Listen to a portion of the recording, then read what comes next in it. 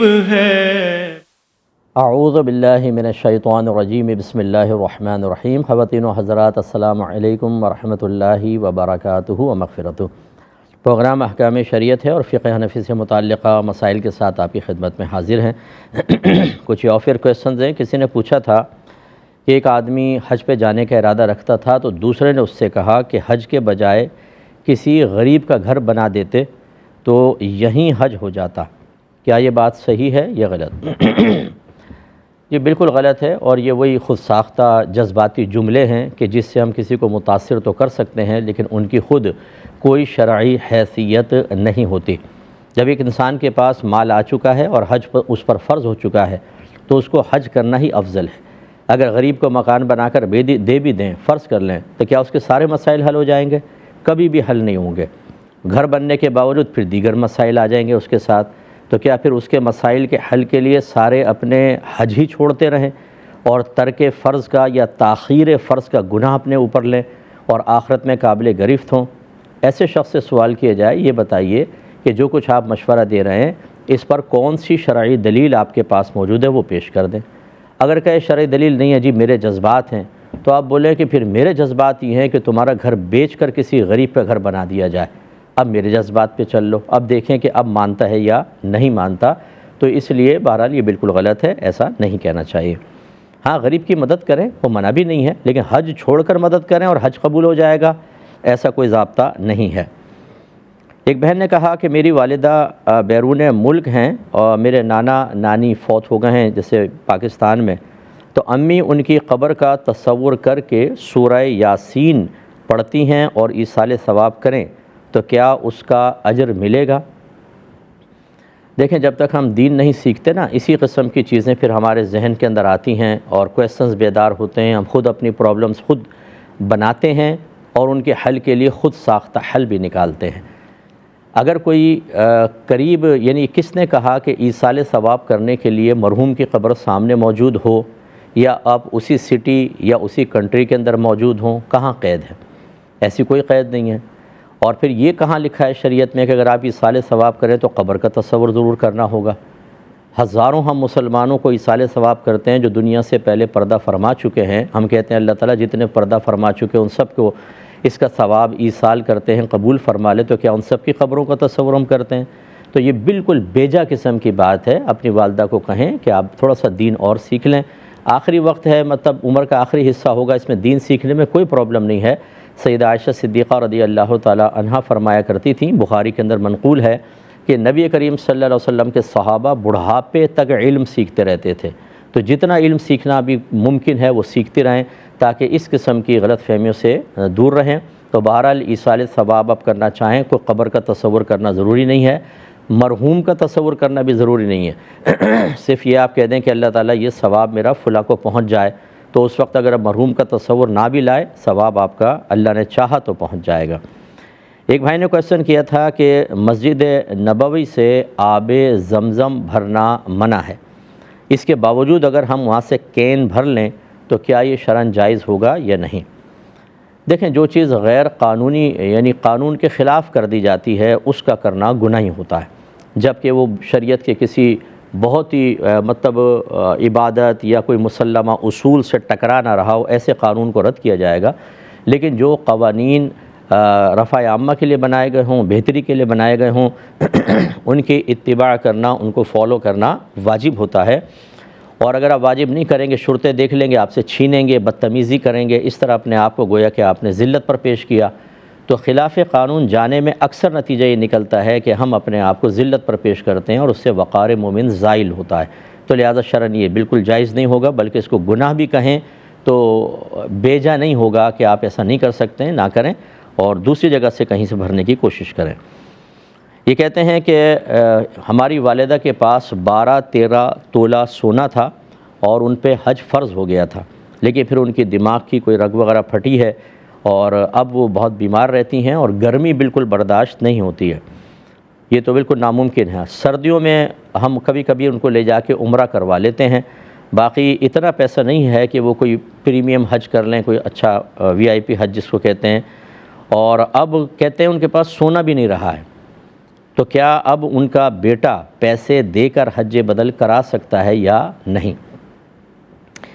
دیکھیں چونکہ ان کے ساتھ شرعی عذر تھا، لیکن حج آہستہ آہستہ سردیوں میں آئے گا، ٹھیک ہے نا، جیسے آپ وہ سردی برداشت کر سکتی ہیں ایسے ہی حج کو اگر پوسٹ پون کرتے جائیں حتیٰ کہ سردیاں آ جائیں تو پھر آپ کی والدہ کو باقاعدہ سردیوں میں حج کرنا ہی ہوگا۔ تو ابھی حج بدل نہ کروائیں، کیونکہ ایک حل ان کے پاس موجود ہے، سردیوں کا انتظار کریں، یہ اگرچہ کئی سال بعد آئیں، اللہ آپ کی والدہ کو درازی عمر بالخیر عطا فرمائے۔ اگر فرض کر لیں کہ وہ موقع مل گیا تو پریکٹیکلی طور پہ جا کے حج کریں فزیکلی طور پر، اور اگر نہیں ملا، اس سے پہلے ان کا انتقال ہو گیا، تو بیٹا چاہے تو پھر ان کی طرف سے حج بدل کروا دے۔ لیکن ابھی جو صورتحال ہے اس میں اگر حج بدل کرا بھی دیا اور وہ سردیوں تک زندہ رہیں اور پھر حج پر قادر بھی ہوئیں اور ان کے پاس پیسہ ویسا آ گیا، تو دوبارہ ان کے اوپر حج فرض ہوگا، ان کو جانا ہوگا۔ اس لیے جو ہم نے عرض کیا اسی کے مطابق کر لیجئے۔ ایک بھائی نے کویسچن کیا تھا، چلیں پہلے ہم کال لیتے ہیں پھر انشاءاللہ سوالات لیں گے۔ السلام علیکم۔ وعلیکم السلام۔ جی بھائی جان۔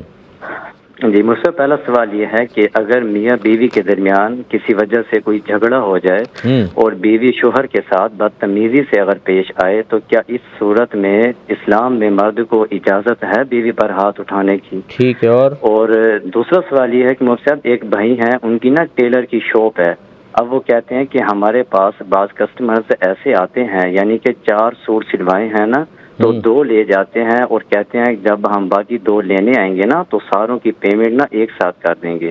اب وہ کہتے ہیں کہ 2 سال گزر جاتے ہیں، وہ کپڑے نا لینے بھی نہیں آتے، تو ہمارے لیے نا اتنا ٹائم جو ہے وہ کپڑوں کو سنبھالے رکھنا بھی مشکل ہوتا ہے، اور دوسرا ہماری مزدوری کا بھی مسئلہ ہوتا ہے، تو کیا ہم ان کپڑوں کو بیچ کر اپنی مزدوری رکھ سکتے ہیں؟ ٹھیک ہے۔ اور لاسٹ میں یہ پوچھنا تھا کہ مصطفیٰ، اگر کسی کمپنی کا کوئی مالک یا کسی آفس کا کوئی مینیجر یوں کہے کہ جب میں آفس میں آؤں تو سارے ملازمین مجھے عزت دینے کے لیے نا کھڑے ہو جائیں، تو ان کا اس طرح سے کہنا کیسا ہے؟ ٹھیک ہے۔ اور چلیں ایک اور کالر ہیں۔ السلام علیکم۔ وعلیکم السلام۔ جی فرمائیے۔ مفتی صاحب، ایک کمپنی میں کام کرتا ہوں، وہاں پہ ایک لیڈیز ہیں، ریسیپشن کے لیے ان کو لڑکی ضرورت تھی۔ اچھا۔ تو وہ لڑکی انہوں نے کہا کہ بھئی آپ یہاں پہ نا پینٹ شرٹ پہن کے ریسیپشن پہ بیٹھیں گی تو آپ جاب کر سکتی ہے، ورنہ آپ نہیں کر سکتی۔ تو اس نے کہا کہ بھئی میں نہیں کر سکتی ہوں، میں پینٹ شرٹ پہن کے نہیں بیٹھوں گی، تو انہوں نے کہا پھر آپ جاب بھی نہیں کر سکتی۔ تو دوسرا سوال یہ ہے کہ میں مسجد میں نماز پڑھنے جاتا ہوں، وہاں پہ متولی ہیں پڑے وہ مسجد کے نا، تو وہ جب ان کی کال آتی ہے نا تو وہ موبائل کو نا باہر نکال کے نا ایسے اس کا نمبر دیکھتے ہیں، پھر وہ جب تک وہ سجدے میں امام تک جاتے ہیں نا تو ان کے ہاتھ میں ہی موبائل رہتا ہے۔ اچھا، اور تو وہ موبائل میں اتنے دیر تک نمبر ہی دیکھتے رہتے ہیں، کیا کرتے رہتے ہیں؟ موبائل ایسے جب موبائل فون گھنٹی بجتی ہے نا تو اس کو نمبر کو دیکھ کے نا اس کو سائلنٹ پہ کر دیتا ہے، تو اس کے ان کے ہاتھ میں موبائل ہوتا ہے، تو سجدے میں جاتے وقت جب سجدے میں جاتے ہیں نا تو اتحیات میں جب بیٹھتے ہیں موبائل کو بیچ میں رکھ دیتے ہیں۔ چلیں میں بتاتا ہوں انشاءاللہ۔ یہ بھائی نے کویسچن کیا کہ اگر میاں بیوی میں جھگڑا ہو جائے اور بیوی بہت زیادہ بدتمیزی کرے تو کیا شوہر اس پر ہاتھ اٹھا سکتا ہے کہ نہیں؟ دیکھیں، بیوی کو ادب سکھانے کے لیے، تھوڑا سا اس کو روب میں لینے کے لیے، اس طرح کہ وہ غیر شرعی حرکات کو چھوڑ دے، ہاتھ اٹھانے کی اجازت تو ہے، قرآن میں بھی موجود ہے، حدیث میں بھی موجود ہے۔ لیکن مسئلہ یہ ہے کہ یہ ان لوگوں کے لیے ہے کہ جو واقعی جھگڑے کی نوعیت کو شرعی حیثیت سے پہچاننے کی صلاحیت رکھتے ہوں۔ ہمارا مشاہدہ عمومی طور پر یہ ہے کہ ایک شوہر ایسی چیزوں کا بعض اوقات مطالبہ کر رہا ہے تو شرعی لحاظ سے اس کا حق ہی نہیں ہوتا۔ اب وہ جواب میں اگر عورت کچھ بولتی ہے تو وہ اپنی مردانگی دکھانے کے لیے اور اپنے حاکم ہونے کے ناجائز فائدے کو اٹھاتے ہوئے وہ بیوی کو مارنا شروع کر دیتا ہے۔ ایسی صورت میں اس کا مارنا تو ظلم و ستم ہے، اس کی کوئی اجازت دی تھی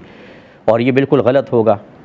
اور دوسری بات یہ ہے کہ اگر واقعی شوہر مثلاً ایک عالم دین ہے، بہت بڑا مفتی ہے اور ہر اونچ نیچ کو سمجھتا ہے، اور اب وہ بیوی کی بدتمیزی پر اس کو تھوڑا بہت زد و کوب کرتا ہے اس نیت کے ساتھ کہ یہ اصلاح پذیر ہو جائے، تو ہمارا مشورہ یہ ہے کہ یہ نہ کریں تو بہتر ہے، کیونکہ اب یہ دور بدل چکا ہے۔ اب یہ عورتیں وہ نہیں رہی ہیں اس دور کی جو پہلے پٹتی تھیں، ڈنڈے کھاتی تھیں اور خاموش رہتی تھیں، میکے تک نہیں بتاتی تھیں، یا بتاتی تھی تو میکے والے بھی کہتے تھے کہ بیٹا کوئی بات نہیں، تم عورت تو ہوتی پٹنے کے لیے، تم ہو جاؤ۔ یہ جدید دور کی بچیاں ہیں، آپ اگر تھپڑ ماریں گے کہ میں ادب سکھا رہا ہوں، وہ جواب میں حملہ کر دے گی یا وہ میکے چلی جائے گی اور جھگڑا بڑھ جائے گا، اور پھر میں نے دیکھا ہے کہ بعض اوقات مرد ہے، پھر وہ سرنڈر کرتا ہے، وہ معافیاں مانگتا ہے، اور اس کے بعد جب عورت واپس آتی ہے تو وہ پھر عاجز ہو کر نہیں بلکہ متکبرہ ہو کر واپس آتی ہے، اور بات میں شوہر کو ذلیل کرتی ہے، ڈیگریڈ کرتی ہے، کیونکہ شوہر کو اس کی اہمیت کا احساس ہو جاتا ہے، اور بیوی کو شوہر کے معافی طلب کرنے سے اپنی حکومت کا احساس یا بوئے کمال محسوس ہوتی ہے، اور اس طریقے سے گھر کا نظام بالکل ختم ہوتا ہے۔ پہلے صورتحال یہ کرنی چاہیے کہ میں بار بار کہتا ہوں کہ اپنے گھروں کے دروازوں کو شریعت کے لیے کھول دیں، آپ دونوں فرض علوم کورس کریں، دیکھیں بیوی کا حق کیا ہے، شوہر کا حق کیا ہے، اگر شوہر بیوی کے حق میں کوتاہی کرے گا تو آخرت میں ڈے آف ججمنٹ میں کیا اس کو سزا مل سکتی ہے، ایسی بیوی دیکھے۔ اس طرح ایک ذہن سازی جب ہو جائے گی شرعی لحاظ سے، پھر انشاءاللہ بیوی بدتمیزی نہیں کرے گی، اور کرے گی تو کم از کم بس شوہر کو اتنا کہنے کی ضرورت ہے کہ اب تم نے پڑھا ہوا ہے نا، آخرت میں تمہیں اس کا جواب دینا ہوگا۔ اور مجھے یقین ہے کہ بہت کم ایسی ہوتی ہیں کہ جو بہت ہی بے خوفی کے عالم میں ہوں، لیکن کبھی نہ کبھی خوف خدا غالب آتا ہے اور گھر کا ماحول اچھا چل جاتا ہے۔ اور اس میں دونوں کو یعنی فریقین کو، میاں بیوی کو، اگر شرعی لحاظ سے پتہ چل جائے کہ میری کوتاہی غلطی ہے تو معافی مانگنے میں بالکل شرم و حیا نہیں کرنی چاہیے۔ یہاں نہیں مانگیں گے، بے فکر رہیں، ٹارزن بنیں، ڈے آف ججمنٹ میں ہاتھ بھی جوڑنے پڑیں گے اور پیر بھی پکڑنے پڑیں گے، اس لیے کہ وہاں آپ کی نیکیاں نکال کر فریق کو دی جائیں گی دوسرے کو۔ بیوی نے بدتمیزی کی تھی، کوتاہی کی تھی، اس کی نیکیاں شوہر کو، اور اگر شوہر نے ظلم و ستم کیا تھا تو اس کی نیکیاں بیوی کے نام اعمال میں جائیں گی۔ وہاں پر جب آپ کو قدم پکڑنے پڑیں گے، سرنڈر ہونا پڑے گا، اور اللہ نہ کرے اگر زیادہ ظلم ہوا تو بیوی جنت میں اور آپ کو جہنم میں پھینک دیا گیا، پھر یا بیوی کو جہنم میں آپ کو جنت میں، تو ایسی بہنیں غور کریں کہ یہاں پر پھر اتنی شاؤٹنگ کرنے اور اتنا ٹارزن بننے کی ضرورت کیا ہے۔ اس لیے خلاصہ کلام یہ ہے کہ مار پیٹ اس کا حل نہیں ہے، پیار محبت سے، اور جب مارتے پیٹتے ہیں عورت روتی ہے، آپ گھر سے باہر چلے جائیں گے، بچوں کے سامنے جب ماں روتی ہے اس کے آنسو نکلتے ہیں، بچے ایموشنل ہو جاتے ہیں، اور باپ کی نفرت ان کے دل میں پیدا ہو جاتی ہے اور ایک ظالم ہونے کا تصور پیدا ہوتا ہے، یہ ساری خرابیاں ہوتی ہیں۔ تو بہرحال شرعی حیثیت میں نے آپ کو بتائی، لیکن اس کے پیچھے ایک بہت بڑی تفصیل ہے۔ یہ جو ٹارزن بن کے بعض لوگ شوہر حضرات جی میں تو حاکم اور مار رہے ہیں لاتوں سے، گھوسوں سے، ڈنڈوں سے، اور یہ سمجھتے ہیں بالکل جائز ہے، بھائی جان ایسا نہ کیجئے، یہ کمزور مخلوق ہے، اللہ تعالیٰ آپ کو بروز قیامت یا تو دنیا میں سزا دے دے گا، فالج پڑ جائے گا، آپ کے ہاتھ پاؤں پیچھے سب بستر پہ ہو رہا ہوگا، اسی بیوی کی طرف آپ ملتجیانہ نگاہوں سے دیکھ رہے ہوں گے کہ میرے صاف کر دو، میں گندگی کے اندر پڑا ہوں، جس کو آپ نے مارا پیٹا تھا، یا گالیاں بکیں گے اگر وہ نہیں کرے گی تو، لیکن یہ بے بسی کی زندگی آ سکتی ہے، اور یا پھر آپ قبر میں اور آخرت میں بھگتیں گے۔ ایسا نہ کریں، اللہ تعالیٰ سمجھنے کی توفیق عطا فرمائے۔ ایک مختصر سا بریک لیں گے، ہمیں یقین ہے آپ ہمارے ساتھ ہی رہیں گے۔ بسم اللہ الرحمن الرحیم۔ بھائی نے اگلے کویسچن کیا تھا کہ بعض اوقات ایسا ہوتا ہے کہ ٹیلر کے پاس کسٹمر آتے ہیں، 4 جوڑے دیے، پھر جب 2 سل گئے کہتے ہیں 2 ابھی دے دیں اور باقی کی آپ CM پیمنٹ بعد میں دے دیں گے، اور پھر دوبارہ کبھی واپس نہیں آتے۔ اب ان جوڑوں کو رکھنا بہت مشکل ہے، کیا کیا جائے؟ اور اپنی اجرت اور مزدوری کیا اس کو بیچ کر حاصل کر سکتے ہیں کہ نہیں؟ تو جی بالکل ایسا کریں گے کہ جو اس نے مزدوری نہیں دی اور آپ سی چکے تھے، انتظار کریں ایک مدت تک، اور مدت کا تعین ہوگا عرف کے مطابق کہ وہاں آپ کے جو ٹیلرز ہیں عمومی طور پہ کسٹمر کا کتنے عرصے انتظار کرتے ہیں، 2 مہینے، 3 مہینے، 6 مہینے، اس کے مطابق آپ انتظار کریں، اور اس کے بعد ان سوٹوں کو بیچ کر اپنی مزدوری نکالیں۔ اگر کچھ پیسہ بچ جائے وہ اپنے پاس ضمانتاً رکھ لیں کہ چلو وہ آئے گا تو اتنا پیسہ کم از کم آپ کو دینا لازم ہوگا، اور اگر آپ چاہیں تو اس کے نامعلوم والد کی طرف سے صدقہ کر دیں۔ لیکن اب اس میں یہ ہے کہ اگر وہ آ گیا فرض کر لیں تو اتنا پیسہ دینا ہی ہوگا، تو اگر امانتاً رکھیں تو بیسٹ ہے، ورنہ صدقہ کر دیں، اور آئے تو دے دیں، نہیں آئے گا تو آپ بریوز ذمہ ہیں۔ ایک انہوں نے کہا کہ ایک کمپنی کا مینیجر ہے، وہ جب آتا ہے آفس وغیرہ میں تو اس نے سب کو کہا ہوا ہے کہ تم میری تعظیم میں کھڑے ہو جایا کرو، کیا حکم شرع ہوگا؟ دیکھیں اس کی خواہش تو بالکل ٹھیک نہیں ہے، کسی کو تعظیماً کھڑا کرنا خلاف سنت اور مکروہ ہوتا ہے۔ نبی کریم صلی اللہ علیہ وسلم نے صحابہ کرام کو اس سے منع فرمایا کہ جب میں آؤں تو تم میری تعظیم کے لیے کھڑے نہ ہوا کرو۔ حالانکہ صحابہ کرام کی بہت خواہش تھی کہ سرکار کی تعظیم کا، ادب کا ہر پہلو اپنے پیش نظر رکھیں، لیکن نبی کریم نے منع فرمایا، تو اب وہ آ کے اس طرح کہتا ہے، بری بات ہے۔ لیکن بہرحال اگر وہ کہتا ہے اور آپ لوگ اس کی اتباع میں کھڑے ہو جاتے ہیں تو آپ بالکل گناہ گار نہیں ہوں گے۔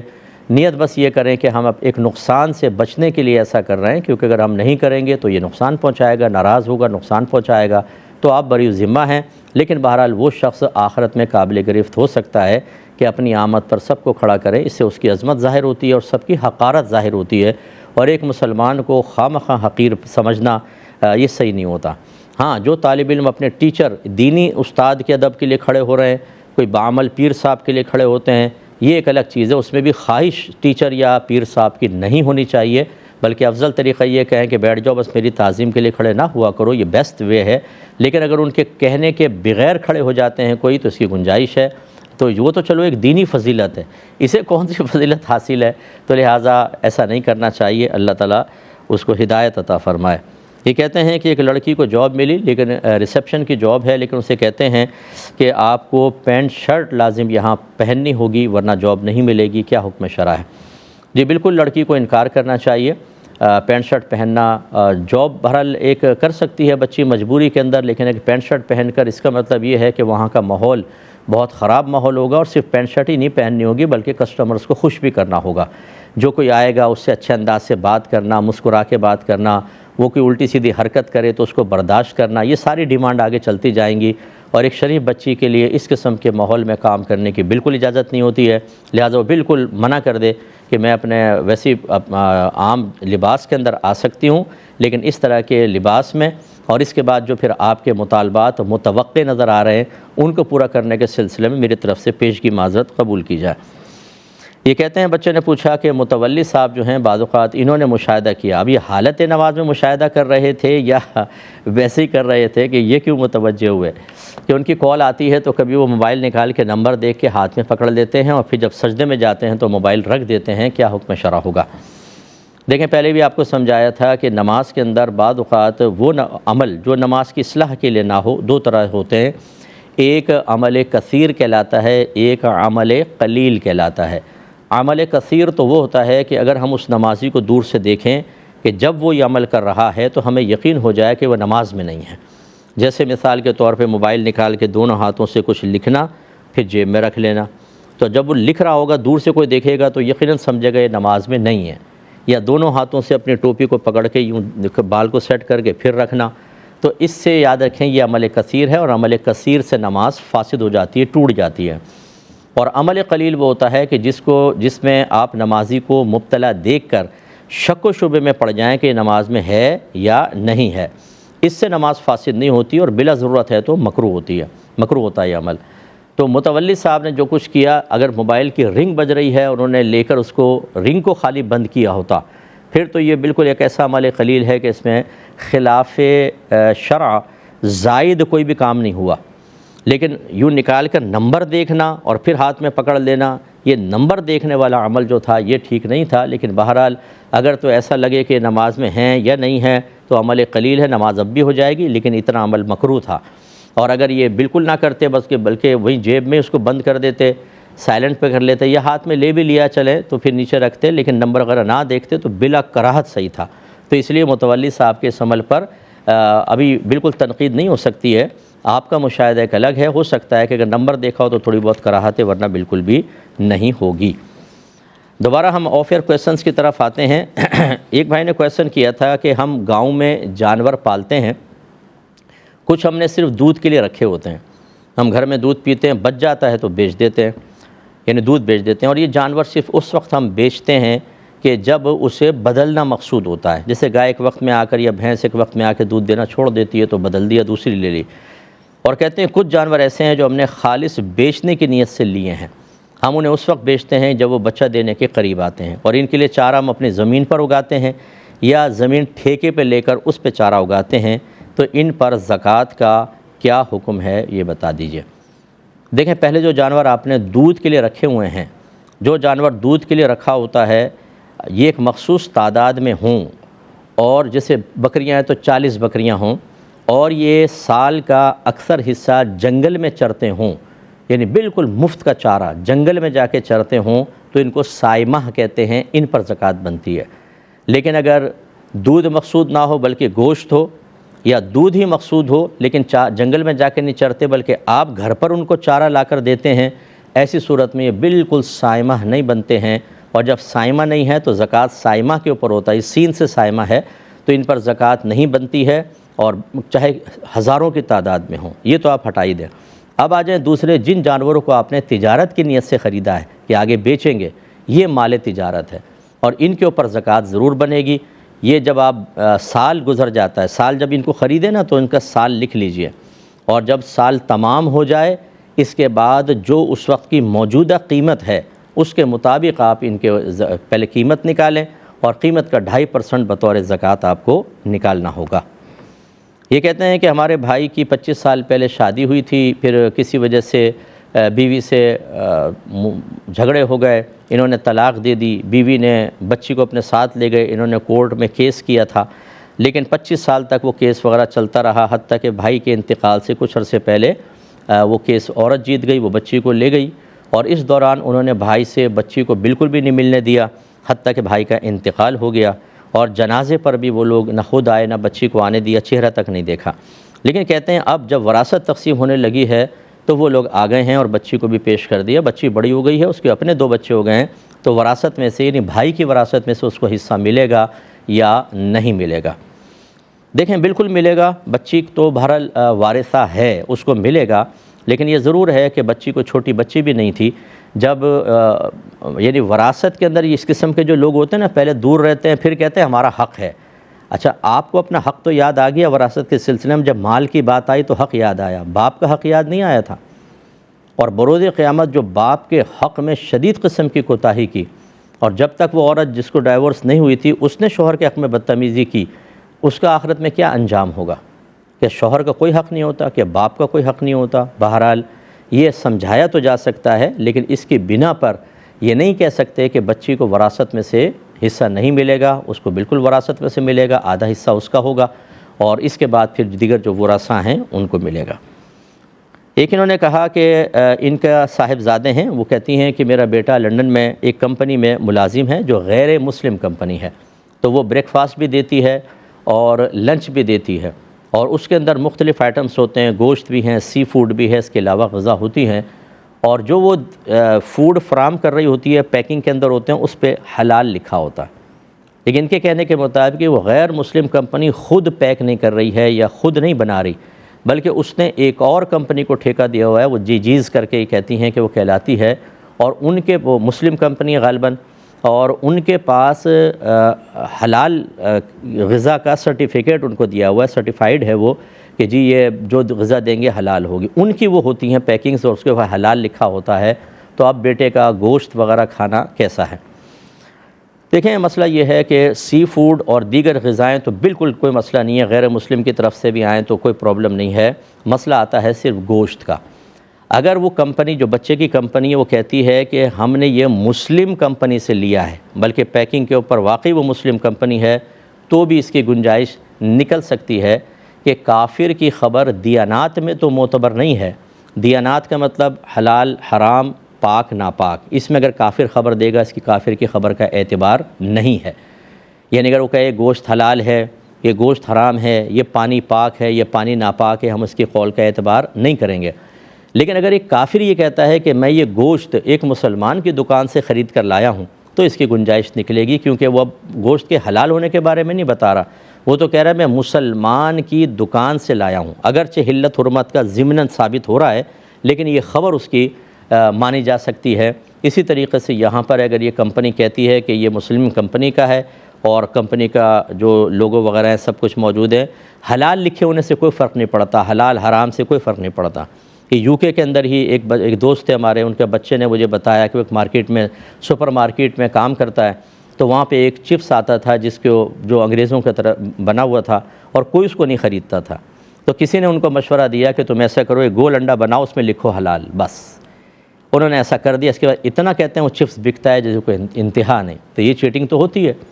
تو اس لیے بہرحال اگر احتیاط کریں اس گوشت میں تو بہت ہی بیسٹ ہے، لیکن اگر ان کو اعتماد ہے کہ جس مسلم کمپنی سے لیتے ہیں اور پیکنگ میں گوشت آتا ہے اور بالکل صحیح ہوتا ہے تو پھر اس کو کھایا جا سکتا ہے، باقی فوڈ میں تو کوئی مسئلہ نہیں ہے، لیکن جانب احتیاط بہتر ہے۔ ایک مختصر سا بریک لیں گے، ہمیں یقین ہے آپ ہمارے ساتھ ہی رہیں گے۔ بسم اللہ الرحمن الرحیم۔ ایک بھائی نے کویسچن کیا تھا کہ میری بیوی کہ میرے پاس ہی میری ہے کیش، میں نے کچھ دیا ہوا ہے، سونا دیا ہوا ہے، لیکن اس کی زکوٰۃ نہیں نکالتی، میں نے بہت سمجھایا پھر بھی نہیں مانتی، تو میں نے یہ کہا کہ میں یہ سب چیزیں تمہیں تحفتاً دیتا ہوں، تم ہی رکھ لو۔ اور پھر میں کہتا ہوں کہ اب اگر تم زکوٰۃ نہیں دو گی تو وبال تم پر ہوگا، تو وہ کہتی ہے کہ ٹھیک ہے مجھ پر ہوگا، تو کیا اب میں وبال سے باہر ہوں یا نہیں ہوں؟ دیکھیں پہلی بات تو یہ ہے کہ جب آپ نے بیوی کو کیش دیا اور سونا دیا اور اس کو مالک نہیں بنایا، تو مالک تو آپ ہیں، پھر بیوی کو کہنا کہ اس کی زکوٰۃ تم نکالو اور نہیں نکالو گی تو وبال تم پر یا کیسا، ایسا نہیں، وبال آپ پر ہوگا۔ آپ کو دیکھنا چاہیے تھا وہ کتنا کیش ہے، کتنا سونا، اور پھر آپ کے خود اپنے پاس کتنا مال ہے، ٹوٹل کی زکوٰۃ آپ کو نکالنا واجب تھی۔ پہلی بات تو یہ ہے۔ اب اگر آپ بیوی کو کہتے بھی تھے اور وہ نہیں مانتی تھی تو اس کی تربیت کریں، اصلاح کریں، کہ اس کا مطلب ہے وہ بخیلہ ہے، اس کے دل میں مال کی محبت زیادہ ہے، وہ اپنے مال سے غریبوں کا حق نکالنے کے لیے تیار نہیں ہے، اور ایسی عورت ہو یا مرد ہو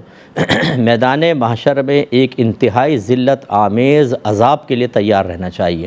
کیونکہ نبی کریم صلی اللہ علیہ وسلم نے ارشاد فرمایا جس کے پاس سونا اور چاندی ہو اور وہ اس کی زکوٰۃ نہ نکالے تو برود قیامت اس سونا چاندی کو آگ میں دہکایا جائے گا اور اس سے اس شخص کے چہرے اور پہلوؤں کو داغا جائے گا، کتنی چیخیں نکلیں گی اور کتنی تکلیف ہوگی، پھر گھال بنے گی، پھر ہوگا۔ اور نبی کریم صلی اللہ علیہ وسلم فرماتے ہیں اس کے بعد پھر اس کے لیے جہنم کا فیصلہ ہوگا۔ اس کا مطلب یہ حشر کے کچھ معاملات ہوں گے جو مخصوص افراد کے ساتھ ہو رہے ہیں، تو اس میں آپ کو اپنی زوجہ سے اگر واقعی محبت ہے تو اس کو دین سکھائیں، اس کو سمجھائیں کہ یہ سونا سینے سے لگا کے جو تم بیٹھی ہوئی ہو، ابھی بڈھی ہو جاؤ گی، پھر مر جاؤ گی، قبر میں پہنچو گی، وبال تمہارے اوپر ہوگا، تمہارے بچے اس سے عیش کر رہے ہوں گے۔ لیکن پہلی صورت میں تو آپ پر وبال تھا تو آپ نے کیوں انتظار کیا؟ دوسری صورت میں کہ میں بیوی کے نام کر دیا، وبال تجھ پر ہے، مجھ پہ تو نہیں ہوگا وبال، یعنی آپ اپنے آپ کو بری ذمہ کرنا چاہ رہے ہیں، اتنے آپ سیلفش ہیں کہ آپ چاہتے ہیں کہ میں بچ جاؤں، بیوی چاہے بھاڑ میں جائے، یہ غلط طریقہ ہے۔ اچھا آپ کہیں گے نہیں میں تو نہیں چاہ رہا اس لیے میں کہہ رہے ہیں تو اور فورس کریں، اس کو یہ ہبہ کرنے کے بجائے سارا پیسہ اور سونا اس سے لے لینا چاہیے تھا کہ تم اس قابل ہی نہیں ہو کہ تمہیں سونا یا چاندی دیا جائے، سونا دیا جائے، روپیہ دیا جائے، کیونکہ تم زکوٰۃ نہیں نکالتے، جتنی ضرورت ہے مجھے بتاؤ تو میں دوں گا، باقی میں زکوٰۃ نکال۔ آپ نے اور اس کو وبال آخرت کے اوپر ڈال دیا، تو اس لیے اپنے بھی اصلاح کریں اور بیوی کی اصلاح کریں، اور صرف ایک زکوٰۃ ادا کرنے کے معاملے میں ہی آپ اپنے آپ کو نہ سمجھیں کہ سارا اسلام میں نے اختیار کر لیا ہے، بلکہ اور دیکھیں کہ کتنا دین آپ کو نہیں آتا۔ زکوٰۃ کا مسئلہ آپ کو پتہ ہے، باقی چیزوں کے اندر اگر آپ کوتاہی کر رہے ہوں تو اس لیے خود بھی دین سیکھیں اور اپنی زوجہ کو بھی دین سکھائیں، ورنہ وبال آخرت دونوں کے لیے تیار ہوگا۔ ایک بھائی نے یہ فرمایا کہ کیا یہ نظر کا چشمہ لگا کر یا گھڑی پہن کر نماز ہو سکتی ہے کہ نہیں؟ دیکھیں اگر نظر کا چشمہ ایسا ہے کہ آپ جب سجدہ کرتے ہیں تو صحیح طریقے سے پیشانی زمین پر جمنے نہیں دیتا،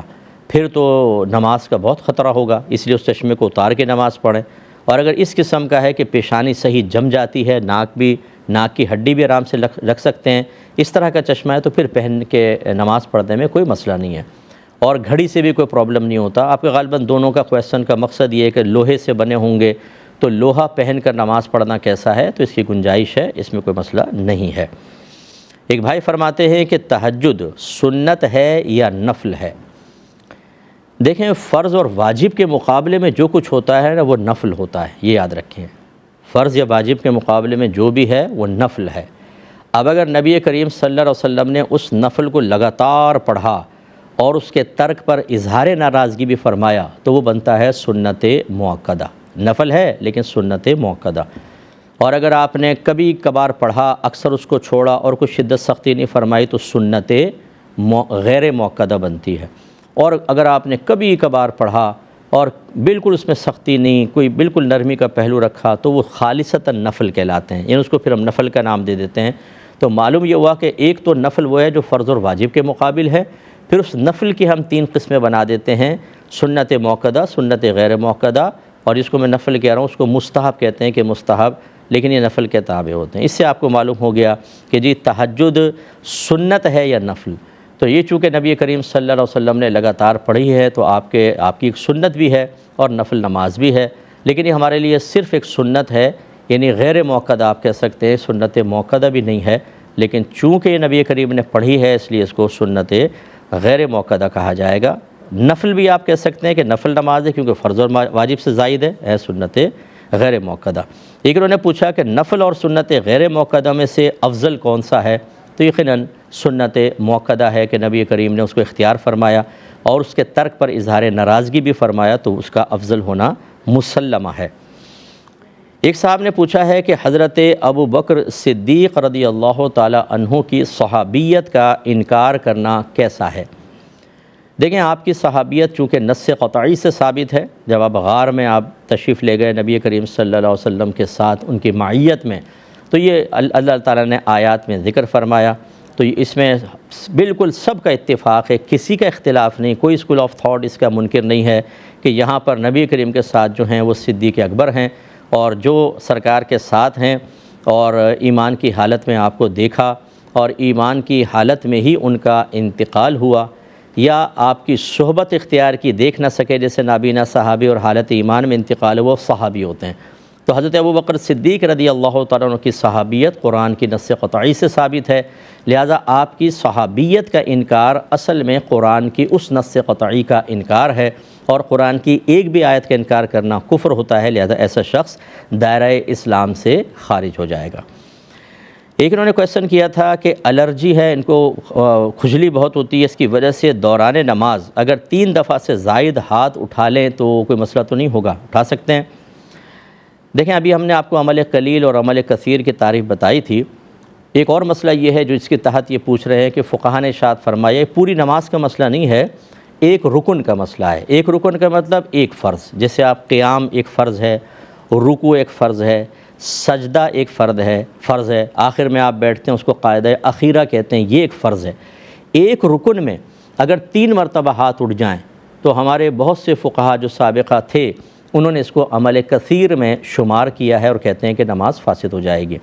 لیکن جیسے کہ ہم نے آپ کو عرض کیا کہ ہر دور کے تقاضے کے مطابق شرعی احکام میں تبدیلی آتی ہے۔ پہلے دور میں سب خوش و خضوع سے نماز پڑھتے تھے، کوئی ایک آدھ ہاتھ اٹھانے لگا تو فقہاء نے منع کیا کہ 3 دفعہ ہاتھ اٹھائیں گے نماز فاسد ہوگی، جبکہ حدیث میں ایسے کوئی الفاظ نہیں ہیں۔ یہ فقہاء کی اپنی رائے ہے، اور یقیناً مزاج شرع کے موافق یہ رائے ہے، کیونکہ لوگوں کو اصل گناہ سے بچانے کے لیے اس کے ابتدائی حصے یا اس کے دعوت دینے والی چیزوں سے روکنا بھی لازم ہوتا ہے، اس لیے فقہاء نے ایسا فرمایا۔ لیکن اب جب تغیر زمانہ ہوا، مسجد میں چلے جائیں، اسکول کالج کے بچوں کو نماز پڑھتے ہوئے دیکھیں، ایک رکن میں 10 دفعہ ہاتھ اٹھائیں گے، کبھی یہ، کبھی بال کو یوں کر رہے ہیں، کبھی ایسے۔ ان پر اگر نماز کے فساد کا حکم دیا جائے تو بہت خرابی پیدا ہوگی۔ خلاصہ کلام یہ ہے کہ بلا عذر بھی ہو تو ہماری نظر میں اس دور میں اس پہ نظر ثانی ہونی چاہیے، جبکہ آپ کے ساتھ تو ایک صحیح شرعی عذر ہے کہ اگر ناک ہو جائیں تو بہت تکلیف بڑھتی ہے، حرج ہے، اور حرج میں کچھ ممنوع کاموں کی اجازت ہوتی ہے، لہذا آپ بالکل کھجا سکتے ہیں اور آپ کی نماز فاسد نہیں ہوگی۔ یہ کہتے ہیں کہ اگر کوئی کسی حرام کام میں کامیابی کے لیے دعا کرے، جیسے دھوکہ دینا، فراڈ کرنا کہ اللہ مجھے اس میں معاذ اللہ ثم معاذ اللہ فراڈ میں کامیابی دے دے، اور جب کام ہو جائے تو الحمدللہ کہے، تو بتائیے کہ کیا حکم شرع ہوگا؟ بعد میں انہوں نے وضاحت کی کہ اصل میں یہ میری والدہ ہیں اور وہ توبہ کر چکی ہیں، لیکن چونکہ بہت سے مسائل ایسے ہوتے ہیں کہ جن میں ہو سکتا ہے مجھے پتہ بھی نہ انہوں نے کہا ہو، تو کیا اس مقام پہ جہالت عذر بنے گی کہ نہیں؟ دیکھیں، آپ کی والدہ ہوں یا والد ہوں، بہرحال اتنا شعور تو ہونا چاہیے کہ اللہ تبارک و تعالی نے جن چیزوں کو حرام رکھا ہے ان چیزوں کی تمنا کرنا یہ کیسے صحیح ہو سکتا ہے؟ اتنا تو ایک بچے سے بھی پوچھیں گے نا، میرے خیال میں بتا دے گا۔ تو بہرحال یہ بالکل حرام اور گناہ کبیرہ تھا، اس طرح کی دعا کرنا، تمنا، اور ایسی چیز میں کامیابی پر الحمدللہ کہنا، یہ بہرحال نظر فقہاء میں آپ کی والدہ کو اسلام سے باہر کر چکا ہے۔ پیار محبت سے اپنی والدہ کو تجدید ایمان کروائیں، اگر آپ کے والد صاحب زندہ ہیں تجدید نکاح بھی کروائیں، فوت ہو گئے ہیں اللہ معاف فرمانے والا ہے، والدہ کو توبہ کروائیں، اور آپ خود بیسک سیکھیے دین کی، اور آہستہ آہستہ امی کو سکھانا شروع کریں کہ ہو سکتا ہے کہ ان سے کوئی خطائیں گناہ ہوئی ہوں اور آپ کے سمجھانے اور سکھانے کی بنا پر ان کو یاد آ جائے اور توبہ کی توفیق ملے۔ اور ایسے معاملات میں جہالت عذر نہیں ہوتی ہے۔ آپ کے نبی نے واضح فرمایا کہ طلب العلم فریضۃ علی کل مسلم، علم کا سیکھنا ہر عاقل بالغ مسلمان مرد و عورت پر لازم ہے۔ تو جب سرکار نے لازم کر دیا، اب آپ نہ سیکھیں اور کہیں مجھے تو معلوم نہیں تھا، تو سیکھا کیوں نہیں؟ آپ کے نبی کا حکم تھا۔ اس لیے یاد رکھیں کہ ایسے گناہ گار کے نام اعمال میں 2 گناہ لکھے جاتے ہیں، ایک علم نہ سیکھنے کا گناہ اور ایک اللہ تعالیٰ کی جو نافرمانی کی اس کا گناہ۔ یہ نہیں کہ جو علم نہ سیکھے وہ کہے کہ میں تو بالکل بھولا پپو ہوں تو مجھے تو نہیں ہوگا۔ جی دیکھیں، جس کو پتہ اس کو پکڑے نا، تو بھائی آپ کے نام اعمال میں تو 2 گناہ لکھے جائیں گے، اور جس کو معلوم ہے پھر وہ گناہ کرتا ہے تو 1 گناہ لکھا جاتا ہے۔ وہ اس کے گناہ کا گناہ ہوتا ہے، لیکن علم سیکھنا جو اس نے تھا اس کو فرض کو پورا کیا تھا تو اس کے ترک کے گناہ سے وہ بچ جاتا ہے۔ یہ ذہن میں رکھیں۔ یہ کہتے ہیں کہ شدید غصے میں دل میں اس طرح کا خیال آنا کہ اللہ میری مدد کیوں نہیں کرتا، اللہ میرے لیے راستے کیوں نہیں کھولتا، کیا یہ کفر ہے؟ دیکھیں صرف خیال کا آنا برا نہیں ہوتا، یہ تو شیطانی وسوسہ ہے۔ ہاں اس کو دل میں جگہ دے دینا، اس طرح کی جو آپ کی ایک ریزسٹنس ہے، انٹرنل ریزسٹنس، باطنی مزاحمت کہ آپ کہہ رہے ہیں نہیں ایسا نہیں کہنا چاہیے، اگر یہ ختم ہو گئی، آپ کا دل اس پہ بالکل راضی ہو گیا، پھر یہ ہو سکتا ہے کہ اس طرح کے اعتراضات پر کفر آپ کی طرف متوجہ ہو جائے۔ اس لیے پہلی بات تو یہ کہ اس پہ کبھی دل مطمئن نہیں ہونا چاہیے۔ دوسری بات یہ کہ کبھی اس کے مطابق عمل نہیں ہونا چاہیے۔ مثلا دل میں وسوسہ ہے اور آپ نے زبان سے کہہ دیا کسی سے، یار اللہ تعالیٰ تو میرا کام ہی نہیں کرتا، یہ ظلم ہے، یعنی جو دل میں آیا تھا آپ نے زبان سے کہہ دیا، تو جب زبان سے آپ عمل کر لیتے ہیں یا کوئی اور عملی صورت اس کی بن جائے کہ جس سے ظاہر ہو کہ آپ وسوسے کو قبول کر چکے ہیں، تو پھر حکم کفر آپ کی طرف متوجہ ہوگا۔ لیکن اگر صرف یہ وسوسوں کی حد تک ہے اور آپ اس کو رد کر رہے ہیں تو اس میں گرفت نہیں ہے۔ دوسری بات یہ کہ صرف سمجھانے کے لیے میں عرض کرتا ہوں کہ اللہ تعالیٰ میرے کام کیوں نہیں کرتا، کیوں کرے آپ کا کام، یہ بتائیں کس وجہ سے کرے، آپ نے کون سا ایسا کارنامہ کیا ہے؟ نہ آپ دین کی خدمت کرتے ہیں، نہ آپ دین سیکھتے ہیں اور کھاتے پیتے ہیں اور نفس و شیطان کی اطاعت کرتے ہیں، پھر بھی آپ کا تمخواہ اتنا زیادہ ہو، نخرے اتنے زیادہ ہوں کہ اللہ تعالیٰ ہماری بات مانے، یعنی ہم اللہ کی مانے نہ مانے، اللہ تعالیٰ ہماری بات مانے، ہم بندے ہو کر نہ مانیں، وہ رب ہو کر ہماری اطاعت کرتا رہے، معاذ اللہ ثم معاذ اللہ، اللہ تعالیٰ ہماری مرضی کا پابند نہیں ہے۔ 13 سالہ مکی زندگی کا تصور لائیں، ہمارے نبی کریم صلی اللہ علیہ وسلم پر کون سا ظلم و ستم تھا جو کفار نے نہیں کیا، جسمانی تکلیف، مالی تکلیف، روحانی تکلیف، بتائیے ہمارے نبی نے کوئی ایسے جملے کہے؟ اور اللہ تبارک و تعالیٰ نے جو اپنے حبیب کے ساتھ 13 سالہ یہ آزمائشی معاملہ فرمایا، تو کیا آپ نبی کریم سے بڑھ کر ہیں؟ تو یہ ہمارے ہاں ہوتا ہے کہ خود ہماری حرکتیں بڑی خراب قسم کی ہوتی ہیں، نہ ہم دین سیکھتے ہیں نہ دین پر چلتے ہیں اور چاہتے ہیں کہ اللہ تعالیٰ ہماری ہر بات مانے۔ ارے اللہ کا شکر ادا کریں، اس نے آپ کو صحت دی ہوئی ہے، شکر ہے کہ وہ ہمارے عمل پر گرفت کر کے اپنی نعمتوں کو نہیں روکتا، ورنہ ہم تو اسی قابل ہیں نا۔ اگر بیوی شوہر کا کہنا نہ مانے، شوہر انعامات روک دیتا ہے، بچے کہنا نہ مانے، ماں باپ جائیداد سے عاق کر دیتے ہیں، اگر ہمارا امپلائی کہنا نہ مانے اس کو آفس سے نکال دیا جاتا ہے، فائر کر دیا جاتا ہے۔ کبھی اللہ رسول نے ایسا کیا ہے؟ اللہ کا شکر ادا کریں اور یہ بڑے بڑے بول نہیں بولنے چاہیے، عارضی اختیار کریں اور اللہ سے توقع اور تمنا اچھی رکھیں، اللہ تعالیٰ کرم فرمانے والا ہے۔ کل انشاءاللہ 8 بجے دوبارہ ملاقات کا شرف حاصل ہوگا، بشرطے کہ زندگی رہی، اللہ نے توفیق دی۔ اس وقت تک کے لیے اپنے میزبان کو اجازت دیں۔ ہماری گزارش ہے علم سیکھیں، اپنے بچوں کو اور اپنے قریبی لوگوں کو سکھائیں اور جہالت کی زندگی سے باہر نکل کر اپنے آپ کو کفر اور گناہوں کی زندگی سے بچائیں۔ آمین۔ وآخر دعوانا ان الحمد للہ رب العالمین۔